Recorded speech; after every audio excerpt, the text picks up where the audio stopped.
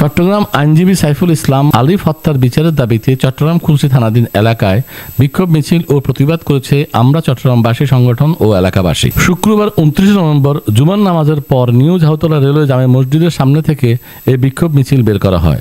পরে মিছিলটি খুলশী থানার সামনে গিয়ে প্রধান সড়ক প্রদক্ষিণ করে ওমেন কলেজের মোড়ে গিয়ে শেষ হয়। মিছিল শেষে সংক্ষিপ্ত সমাবেশের বক্তব্যে বলেন, আইনজীবী সাইফুল ইসলাম হত্যার ঘটনা দ্রুত বিচার নিশ্চিত করে হত্যাকারীদের ফাঁসি এবং ইসকনকে নিষিদ্ধ করার জোর দাবি জানিয়েছেন চট্টগ্রামবাসী সংগঠনের আহ্বায়ক এসকে খোদা তোতন।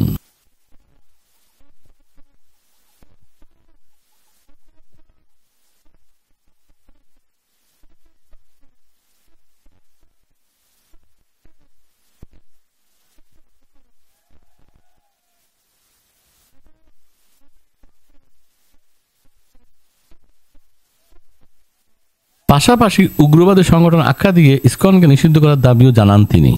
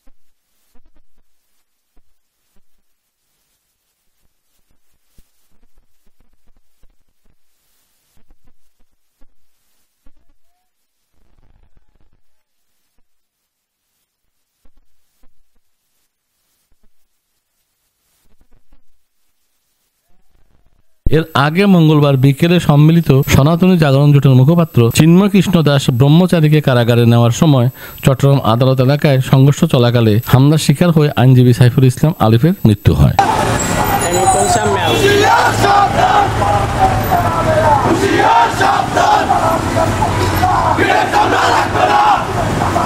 আব্দুল আজিজ, দিগন্ত টিভি, চট্টগ্রাম।